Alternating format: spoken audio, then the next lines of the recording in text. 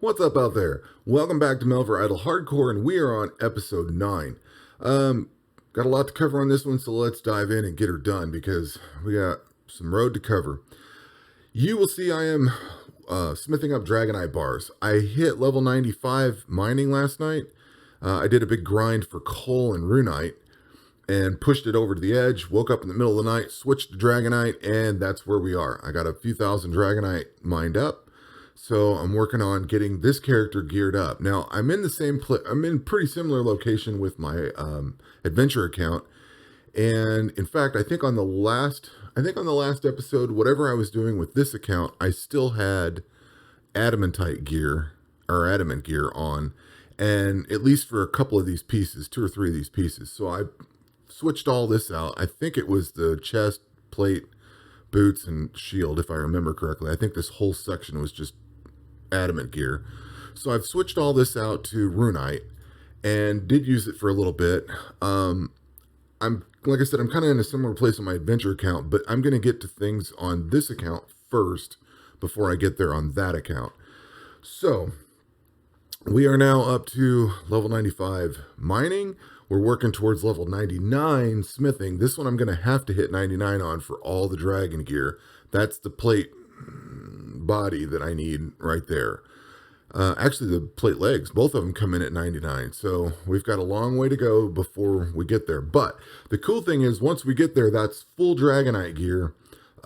It's going to be fully upgraded. I should have enough gold and silver to upgrade that gear.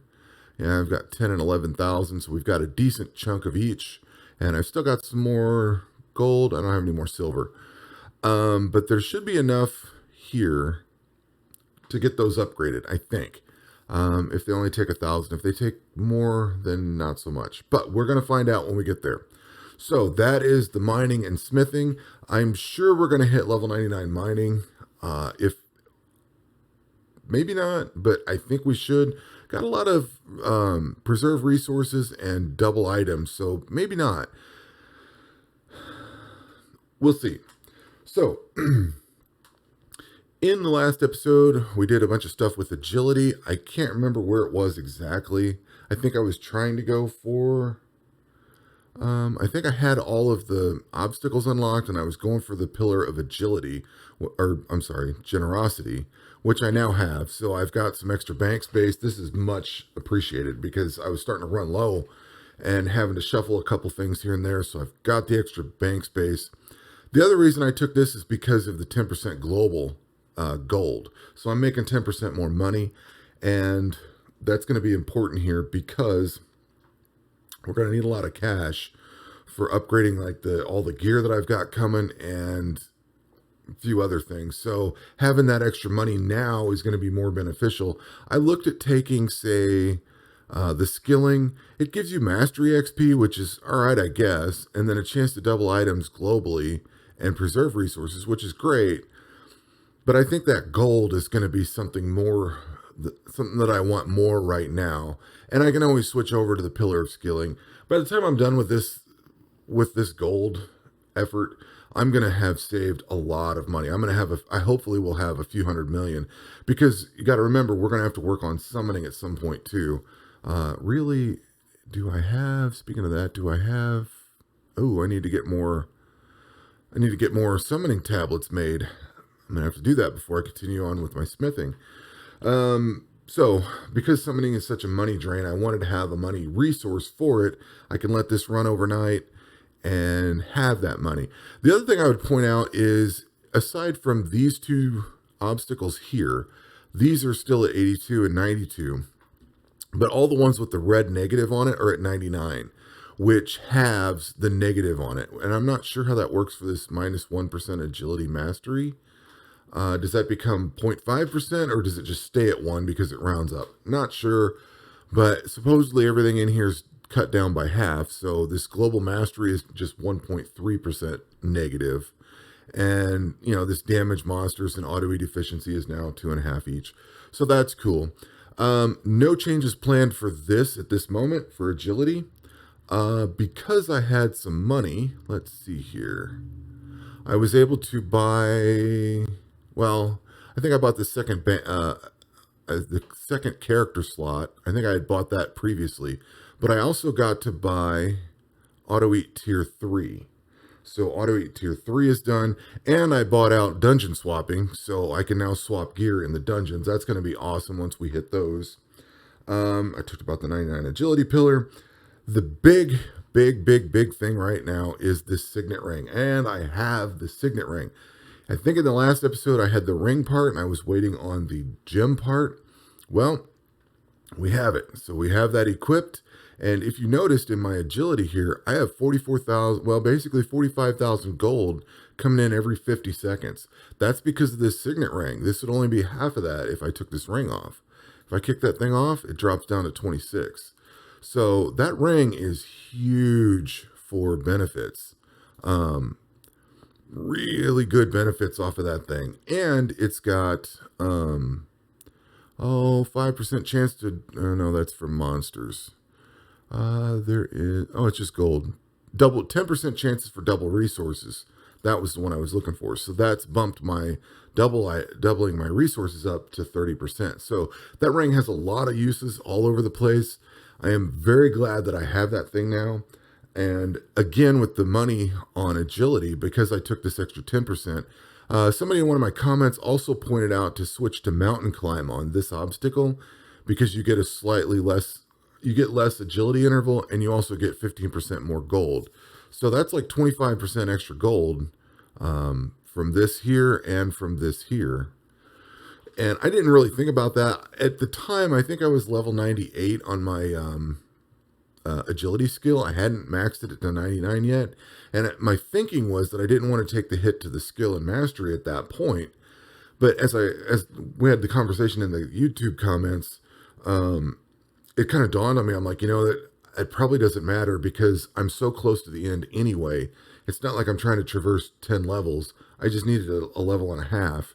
And the extra interval might make up for the experience that I'd lose, plus the extra gold. So I went ahead and went that route. I don't regret it, because now I'm set in place. And with this other 10% that I get from the Pillar of Generosity, I'm making in a ton of money. Like, I have 13 million, and that's after I've bought a few things. I've bought all the bank slots are bought. Everything I can buy with cash is bought, aside from these here. But you have to complete the Air God Dungeon, Water God, and all that sort of thing.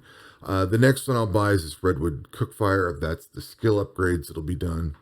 And then once we get to these here, that's going to be way later in the game. But hopefully I'm going to have a big enough enough money in the bank that these 50 million hits aren't going to be too bad. Hopefully I'll have it all made up. I don't believe there's anything more at this point. Skill capes are 1 million a piece. You can have 1 million gold out of this setup for agility. You can have 1 million gold real quick. So that's not a concern. Now, the thing that we're going to have to look at going forward, though, with that bankroll, is all of these summoning pieces. They're going to be expensive to get. Plus, if you just want to skip a lot of things for, say, fletching and crafting, you can just buy the feathers and bowstrings right here for the fletching side of things. And then you can just go over here and buy all the different hides for the crafting side of things. So you can pretty much skip a lot of work grinding out on the dungeons. So that's going to take a huge bankroll to get these going. And I really haven't started these skills. I mean, I did a little bit of fletching to get to, iron arrows or something. But like, I haven't even started working on bows and crossbows and anything like that. So crafting hasn't even been started. Summoning still needs a lot of cash. So once again, agility for me is my moneymaker. And I really am going to appreciate having all of this here. And I think things will get better as these get up. Like, this could probably get up to level 90 and still save a little bit of time. I'm not exactly... this might be pretty good for the gold. I mean, I'm sure I could tweak a few of these and make a little bit more money here and there, but I'm pretty happy with where it's at, and I don't really want to change it. I wanted to touch on how I got the signet ring. So basically, I think in the last episode, I talked about getting the Clue Chasers insignia. This gives you a 10% increased chance to get an item like the signet ring pieces. I got the ring without it, and then for the jewel part, I wanted to make sure and get that, and I finally had enough wood cutting and various other skills to get there. So I have the Clue Chaser's insignia. I equipped that. I equipped the whatever that ring is called, the gold topaz, and then I went to go do combat. Now I was trying to find out in combat itself where I was going to get that ring. What was my best or the diamond part of that ring? What was my best chance of getting that? So I went in here. I browsed around the internet. One of the best spots, they said, is to fight these fierce devils, and it's because they typically drop potato seeds and porax all the time. So the idea is, when you're looking for a creature to get the signet piece, the B piece, I think it is, the gem part that comes from combat, you want to go to something that has a consistent drop. It's always dropping something. These mummies might be good. I'm not sure because they have a lot. I don't know how often they drop something though. The Fierce Devil, because of its hit points and because of the way it drops, you have a chance to get the Amulet of Torture. You can get the potato seeds and porax seeds because it's a consistent drop. I tried this on my adventure account. I didn't really get much. On this account, where I got it was fighting master farmers. They have a ton of drops, and they typically drop something every time you kill them.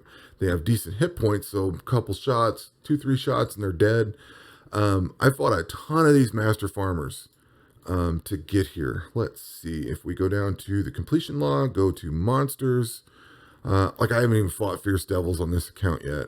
And it took me 8,679 master farmers to find that piece. But I've also got a decent stack of seeds now, which I've been going through. Pretty well cleared out. On a side note, I've pretty well cleared out all the masteries on these. I'm just stuck with trees, barren toes, and carrots, I think. The rest of it's all tree stuff. Oh, and potatoes. Waiting on the next harvest. I am just beneath the next checkpoint here, which is the reduced crop time. But I think when which one's the next one? Probably one of these two. Yeah, both of these. So what I'll do is I'll harvest the snape grass, and then I'll harvest the porax, and I'll be over the 95%. Then I can plant these again, get my 10% reduced time, and then come back in here and probably ratchet one of these up and then wait for the next one. That's what I kind of do, is seesaw in and out of that. As long as you stay in the 95% when you plant, because it says when planted, you'll get this reduced crop time. So as long as you hover around 95%, as long as you're over 95%, plant, apply that to one of these, apply the mastery level to one of these, and then let the next one grow and get you over 95%. You're good. But we were talking about farmers and this signet ring. So you can already see that my signet ring is doing work here. I've got 10% doubling items. It's doubling the gold that I get from agility, and I also get, because I don't have that hat, the Chapo Nor or whatever from thieving, but I'm already getting another 5% chance to obtain double loot from creatures, so in combat. So that ring does some serious work.